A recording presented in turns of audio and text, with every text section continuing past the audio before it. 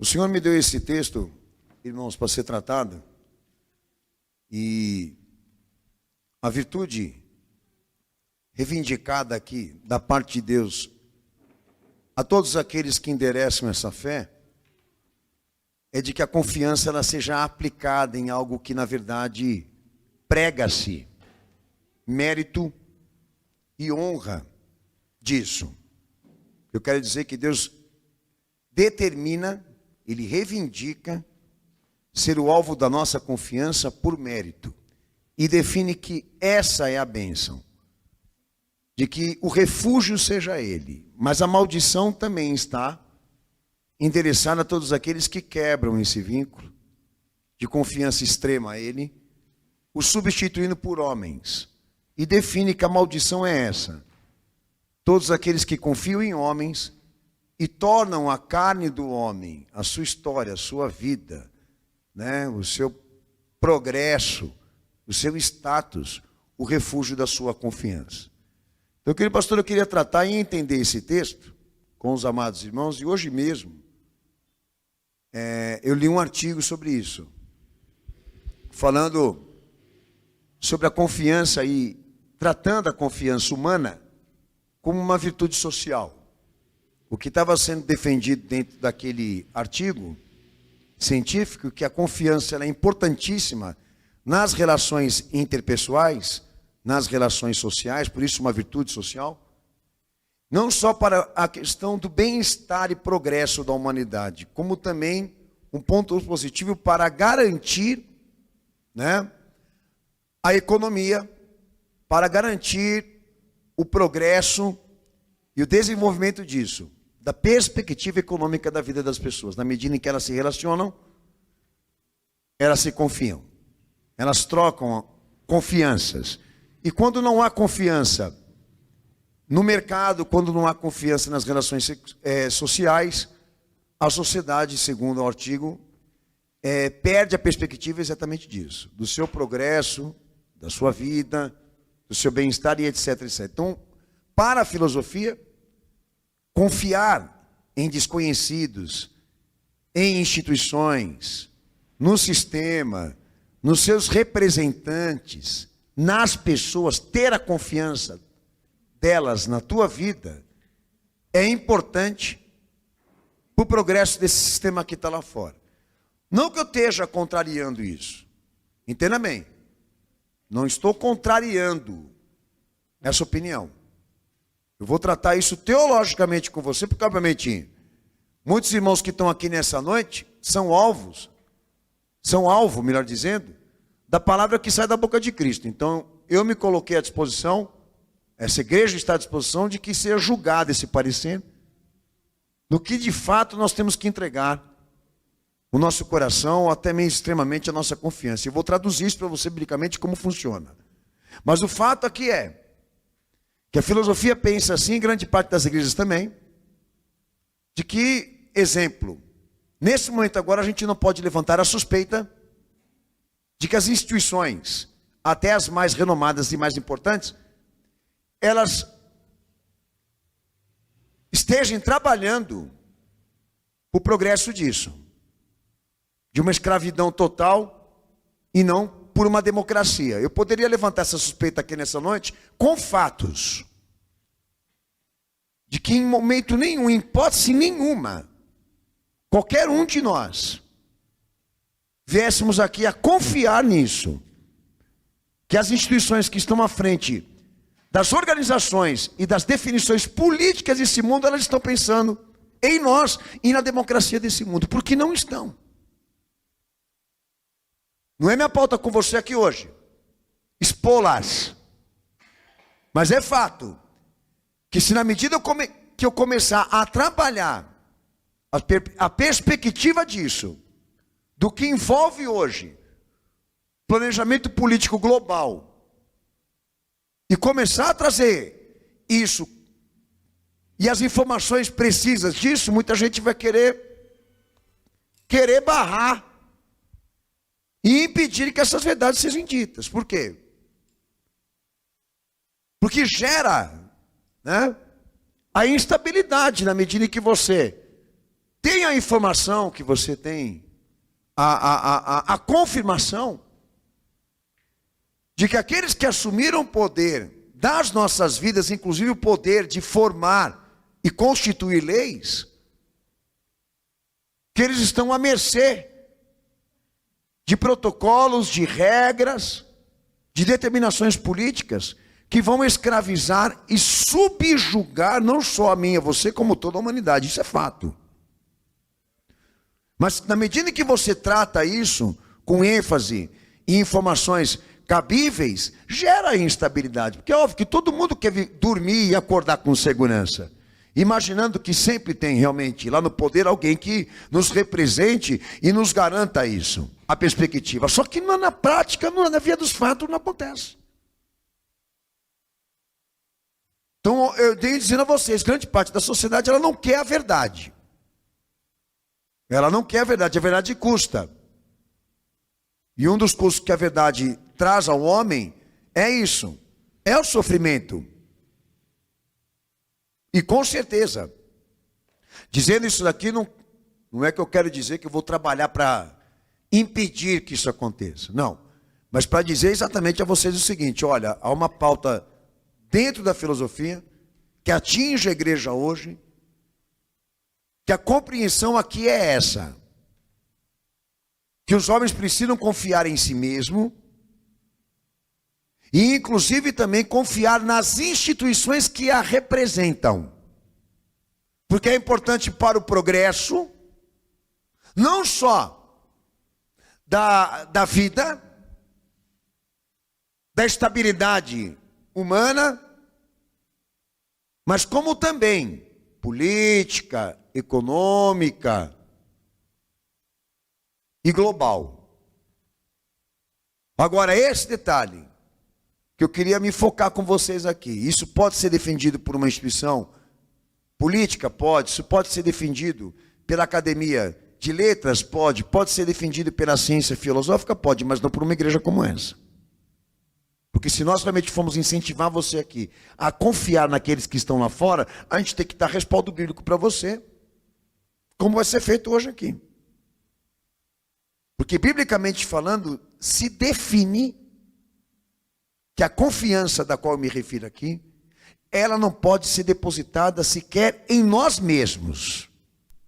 Muito mais ainda em pessoas desconhecidas e muito mais ainda em instituições que são governadas por homens. Porque já é vista como uma maldição. Já é julgado como uma maldição. E eu vou falar por quê. Primeiro detalhe, que na Bíblia se traduz ter confiança em ter fé. Para as Escrituras Sagradas, você confiar em alguma coisa já é uma declaração religiosa. Automaticamente já se torna uma expressão devocional sobre aquilo que você está confiando. Confiança da qual estou me referindo aqui, segundo as Escrituras Sagradas, traduzida, ela gera perspectiva dessa experiência de uma atitude subjetiva. Quem confia é subjugado. Quem confia em alguma coisa, aquela coisa te subjuga. Porque é nela que você se refugia. Em certas formas. Talvez em níveis. Mas segundo as Escrituras Sagradas, segundo a palavra de Deus, no que você confia, você se subjuga. Naquilo que você deposita tua confiança, você declara fé, você declara devoção. Você institui ali o refúgio da tua orientação, como também da tua devoção. E por isso é subjugado. Então a palavra confiança é uma palavra importante na virtude teológica, porque o entendimento aqui é que Deus somente Ele, o próprio Deus, é merecedor isso de nós. Somente Ele mereceria ser alvo da minha e da tua confiança. E eu vou explicar por quê. Para não deixar aqui aos amados irmãos aquela impressão de que a colocação aqui está sendo injusta com as pessoas. Porque há pessoas que você ama, que você se relaciona, que você considera, e por que não confiar nelas, pastor? Esse é o detalhe. Você tem que saber por quê. Então eu queria começar a ler o texto aqui de 1 Coríntios 1:9. E nós vamos trabalhar essa questão. O que está sendo definido por Paulo? Que todo tipo de confiança que procede do homem está intimamente associado nisso aqui. Em acreditar em alguma coisa que possa ser fiel. Todo tipo de confiança, por isso a confiança é uma virtude da fé. E se traduz por fé. Porque o entendimento o que é? Por que eu posso confiar em Deus? Porque Ele demonstra o mérito. Ser fiel. Então fora dele, não há perspectiva de confiança. Mas nele há por quê? Porque Ele demonstra ser fiel. Então por isso que a confiança, ela se associa intimamente e extremamente com isso. Aquilo que pode comprovar a você que merece a tua confiança porque é fiel. Então isso tem que ser trabalhado. Eu queria acreditar e confiar extremamente nisso, mas eu não posso, enquanto aquilo não me provar isso, que é extremamente fiel. E os textos que estão no livro sagrado determinam que somente Deus assume, o alvo disso, e por mérito, porque demonstrou ser fidedigno de toda confiança do homem. E aí eu vou ler um outro texto com os irmãos, Salmos 31, versículo 14. Então diríamos o seguinte: se a confiança tem que ser aplicada em algo, eu digo a confiança do homem, a nossa confiança, para que ela seja aplicada em alguma coisa, este algo precisa ser testado por nós. Testá-lo ou prová-lo não é pecado aqui. Porque não se escreve fé sem antes da fidelidade. A fidelidade vem primeiro. A fidelidade prescreve fé. Então esse é o detalhe. Na medida em que eu quero confiar, na medida em que confio, este alvo, segundo as escrituras sagradas, mas por questão inteiramente de entendimento racional.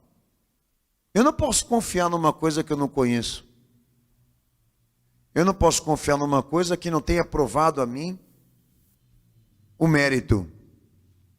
Eu não posso confiar em qualquer coisa. Minha confiança depende disso. De que aquele outro lado ali me comunique toda a certeza de que nunca, em momento, em hipótese nenhuma, vai me desamparar. Ou vai me trair. Ou vai me decepcionar. Então a primeira cautela aqui é essa: você nunca confie em nada que não tenha provado a você fidelidade. E que você não tenha conhecimento suficiente para acreditar nisso. Que o outro lado lá é fiel. Porque enquanto você não tiver o conhecimento disso, e a prova cabal disso, e profunda disso, você não deve confiar. Agora, onde entra o mérito de Deus na vida de um homem? Que Deus trabalhou para merecer isso de nós. Que Ele tem o suficiente para nos convencer de que Ele é merecedor da nossa confiança. Então, por isso que na Bíblia se traduz confiança em ter fé. Porque a nossa fé, ela não só responde à fidelidade de Deus, como também está sustentada na fidelidade dEle. Nós não somente respondemos ao que Ele comprovou de si mesmo, ser fiel a nós, como nós também dependemos disso, de que Ele nunca será diferente. Ele nunca irá contrariar essa natureza do que Ele vem sendo dentro da história. Então, confiança só tem sentido para Ele. Porque de todos, Ele é o único que pode comprovar realmente isso, de que Ele nunca vai ser diferente do que Ele vem sendo. Uma fidelidade permanente, além de digna. Agora, abaixo dele, segundo as Escrituras Sagradas, nenhum objeto, nada, nenhuma coisa pode ser transformada nisso. Numa expressão religiosa, até mesmo numa declaração de fé. Como disse aqui, devocional. Porque na medida que eu vou depositando a minha confiança naquilo que é material, naquilo que é humano, naquilo que é físico, naquilo que é sistêmico, eu já estou pecando com Deus. Porque eu estou dando aos homens e a ordem dele e as coisas desse mundo uma coisa que só é exclusiva de Deus, só pode ser depositada nele e aplicada com ele. Numa experiência de fé. Então, fora ele, a gente tem que suspeitar de todo mundo aqui e de todos. Porque já é insanidade, para mim, você acreditar que exista homem bom. Suficiente para te garantir isso. De que nunca ele vai te decepcionar em alguma coisa ou então comprometer pessoalmente a tua vida. Porque a história já prega sobre o homem essas contradições. A história já prega quem é ele. E agora, nesse exato momento, todo esse discurso, toda essa conversa, toda essa troca de interesses, até mesmo de influência, é insuficiente. Não respalda a confiança que nós estamos pregando sobre ela aqui, porque o outro lado, que merece a confiança, já deveria ter provado o merecimento e o mérito disso, e não provou. Então nós estamos falando disso aqui. Somente o próprio Deus assume a supremacia disso, de ser o alvo de toda a certeza, de toda a confiança depositada da parte de nós. E fora dele já é visto como sacrilégio. Que qualquer homem, qualquer coisa que o homem tenha construído nesse mundo, se torna um dia para você o refúgio de alguma coisa, que consista o teu eu, ou então ampare as tuas necessidades. Você já está cometendo um sacrilégio e um sério pecado. E gerando uma perspectiva de maldição.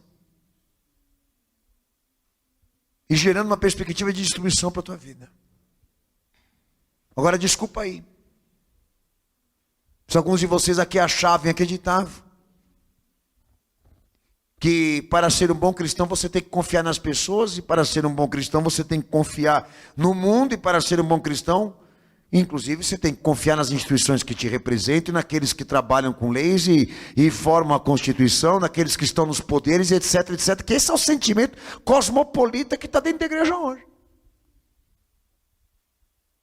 É assim que se forma cidadãos do mundo e da terra. Acreditando que a democracia existe, acreditando que a liberdade existe, que a fraternidade existe, que a solidariedade existe. Mas o que eu vejo aqui nesse mundo aqui é corrupção, desculpa aí. O que eu vejo funcionar aqui nessa terra não é o que discursa as instituições. O que prevalece não é a democracia e o direito. O que prevalece é o poder. É o dinheiro. É a grana. É isso que prevalece aqui nessa terra.